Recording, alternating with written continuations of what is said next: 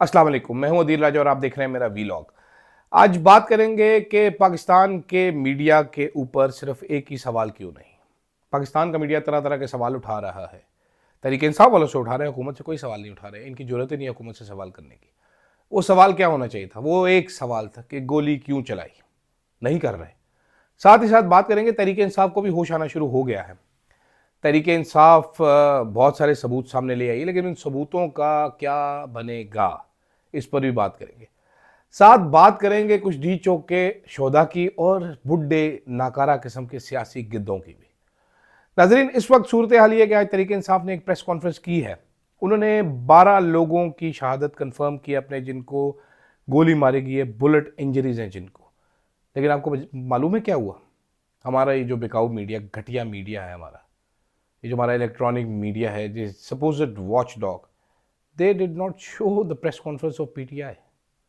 आपको ये जानकर हैरत होगी, किसी मीडिया चैनल ने कट ही नहीं की वो प्रेस कॉन्फ्रेंस। उन्होंने 12 लोगों के कवायफ, सबूत, तस्वीर दिखाई। तरीके इंसाफ के वर्कर्स ने वहाँ पर बैठ के शेख वकास अकरम साहब ने बताया कि ये पाकिस्तान के बच्चे थे, ये पाकिस्तान के बेटे थे जिनको आपने मारा है। नहीं, जूं तक नहीं रहेंगी किसी मीडिया ओनर के कानों पर, किसी एंकर के कानों पर। शायद ये इनके बच्चे होते तो इनको तकलीफ होती।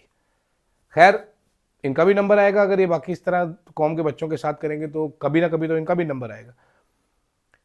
तहरीक इंसाफ का रिएक्शन स्लो था नाजरीन, लेकिन आना शुरू हो गया है। तहरीक इंसाफ से जो सवालात किए जा रहे थे, सबूत दें, सबूत वो सामने लेके आ गए हैं। साथ साथ एक मुश्किल का पता चला है, तहरीक इंसाफ के जो जख्मी वर्कर्स हैं जिनको बुलेट इंजरीज है, उनको उठाया जा रहा है। मंडी बहाउद्दीन के तहरीक इंसाफ के वर्कर जिनको रेंजर एहलकार ने नमाज पढ़ते हुए धक्का मार के कंटेनर से नीचे फेंका था, उनके दोनों बाजू हाथ टूट गए थे, वो जेरे इलाज थे। मोने सलाई साहब ने एक ट्वीट करके बताया कि उनको और उनकी फैमिली को उठा लिया गया है। इसी तरीके से शाहिद लुंड साहब साउथ पंजाब से तहरीक इंसाफ के वर्कर थे, उनका जो शफीक लुंड साहब, उनका नमाज जनाजा हो चुका है। उनकी डेड बॉडी भी इसी शर्त पे वापस की देखिए, वो लिख दें कि हादसा हुआ है डी चौक में, हादसाती मौत है, वो कोई कार्रवाई नहीं चाहते। ये हमारे मसीहा, हमारे डॉक्टर्स कर रहे हैं, इतने डरे हुए, नौकरियों से डरे हुए हैं। सारी बात है, नौकरियाँ इनकी बड़ी कीमती हैं, नौकरी ना चली जाए किधर। बेशरम तो हैं ही हैं, नौकर भी हैं साथ ही। ये कौम के नौकर बनने की जगह ये कौम के बाप बने हुए हैं। तो हुकूमत हमारी नाजरीन अभी इस किस्म की घटिया हरकतों पे उतरी हुई है। तरीके इंसाफ के चंद लोगों से मेरी बात हुई कि आप डेटा क्यों नहीं इकट्ठा कर रहे, डेटा किधर है आपका, डेटा दीजिए। हमने भी सवाल पूछ लिया कि डेटा दीजिए। उन्होंने कहा भाई डेटा कहाँ से दें, हम तो मुल्क के कोने कोने में राब्ते कर रहे हैं कि भाईजान आप काउंट कीजिए आपके कितने लोग हैं, मिसिंग पर्सन की लिस्टें आ रही है हमारे पास, हमें तो नहीं पता वो बंदा जिंदा है, तहवील में है, हुकूमत के पास है, पुलिस के पास है, का इदारों के पास है, किसके पास है वो बंदा।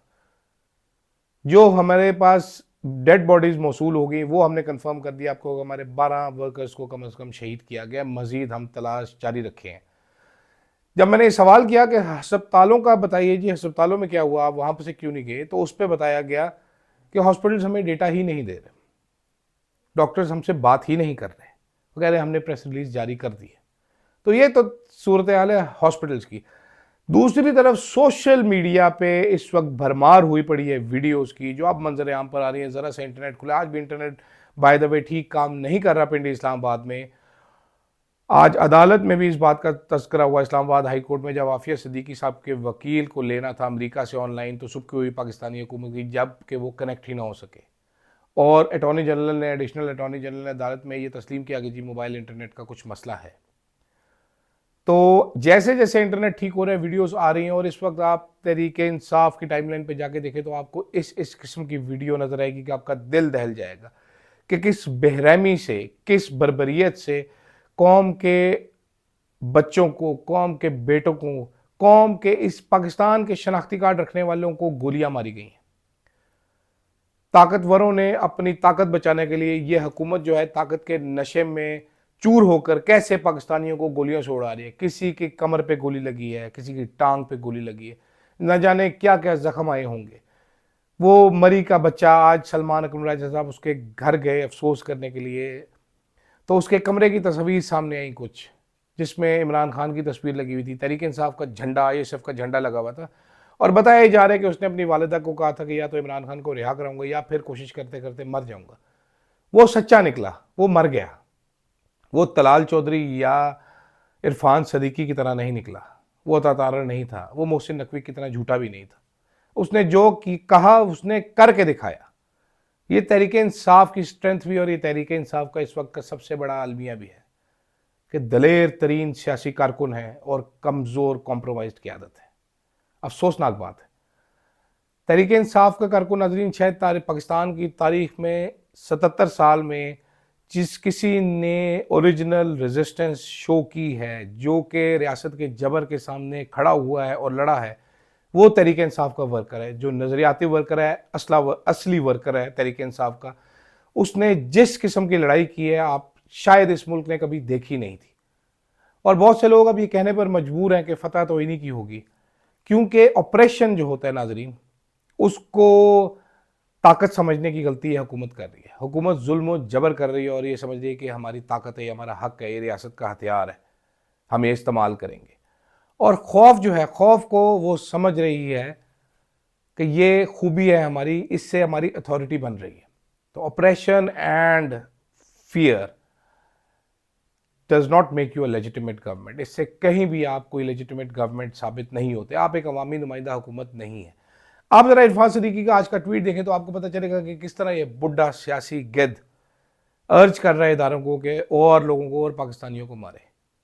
आप तलाल चौधरी का कल का बयान देखें तो आपको शर्म आएगी, किस तरह वो एक रेंजर का एहलकार है यार, वो धक्का मार रहा है, आप देख रहे हो नमाज पढ़ रहा है, उसकी मजम्मत नहीं कर रहा। कितना ये एक सेनेट की सीट के चक्कर में इंसानियत की तजलील करने में उतरा है। ख्वाजा आसिफ की तो बात ही ना कीजिए, मतलब वो हमारा वजीर दिफा कम और जोकर ज्यादा है जिस किस्म के बयान वो दे रहे हैं। एक भांड को आपने वजीर दिफा बना के इस मुल्क में रखा हुआ, इस मुल्क के दिफा का भी अल्लाह ही हाफिज है, जिस किस्म का वजीर दिफा हमारा लगा हुआ है।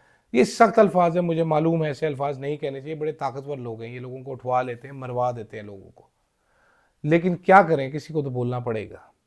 आप ज़रा इनकी हरकतें देखिए, इनकी बातें सुने, आपको खुद शर्म आएगी आपको कि ये किस किस्म के लोग इस मुल्क पर मुसल्लत कर दिए गए। तहरीक इंसाफ का कसूर नहीं है नाज़रीन। तहरीक इंसाफ से मीडिया वाले सवाल करते रहे, तहरीक इंसाफ वाले बेचारे अपनी शर्मिंदगी छुपाते रहे कि जी हमारे पास नंबर नहीं है, हमारे पास डेटा नहीं है। अभी जो तफसीलात सामने आ रही है बहुत ज़्यादा डिस्टर्बिंग है कि हॉस्पिटल ने किस किस तरीके से चीज़ें छुपाई हैं। अभी जो तफसीलात, ब्लू एरिया में मेरे कुछ दोस्त काम करते हैं जिनसे मेरी बात हुई, बहुत इंपॉर्टेंट बात है ये, मैंने उनसे पूछा है कि भाई ये बार बार स्नाइपर का जिक्र हो रहा है, तो उन्होंने कहा जी हमारी बिल्डिंग्स हमसे ले ली गई थी कंट्रोल, हमारी छतों पे सिक्योरिटी के लोग मौजूद थे, पुलिस वाले मौजूद थे, आगे आप खुद समझदार हैं। ये नाजरीन जो गोलियां चलाई जा रही थी, जो बिल्डिंग्स की दीवारों पे निशान नज़र आ रहे हैं कि तहरीक इंसाफ वाले नहीं, कि तहरीक इंसाफ वाले नहीं कर रहे थे। तहरीक इंसाफ के एक किसी वर्कर के पास कोई असला बरामद नहीं हुआ। अभी झूठी खबरें मीडिया ज़रूर चला, लेकिन ऐसा कुछ भी नहीं हुआ। तहरीक इंसाफ का एक वर्कर, पोली क्लिनिक की एक लिस्ट नाजरीन ने, एक सहाफ़ी ने ट्वीट की थी, बाद में पोली क्लिनिक ने कहा था कि जी वो झूठ है। आप उस लिस्ट में 27वें नंबर पे एक बच्चे का नाम पेन से लिखा हुआ, वो देखिए, वो वफात पा चुका है। उसको चेस्ट की लेफ्ट साइड पे गोली मारी गई थी, जो कि उसकी बॉडी में नीचे गई और हिप से बाहर आई। ये उसके डेथ सर्टिफिकेट पे लिखा हुआ है, गन शॉट वूंड। वो डेथ सर्टिफिकेट भी सोशल मीडिया पर है, ज़रूर देखें आप उसको। एबटाबाद का वो लड़का था। अभी कौन सा ऐसा बंदा है जो गोली सामने से मारेगा तो कमर से निकलेगी? ये स्नाइपर हिट थी जो ऊपर से गोली मारी गई, यहाँ से चीरती हुई उसका जिस्म चीरते हुए निकल गई और उसकी जान निकल गई। ये सियासी गिद्ध अपनी ताकत छोड़ने के लिए पाकिस्तान को जो तबाह कर रहे हैं नाज़रीन,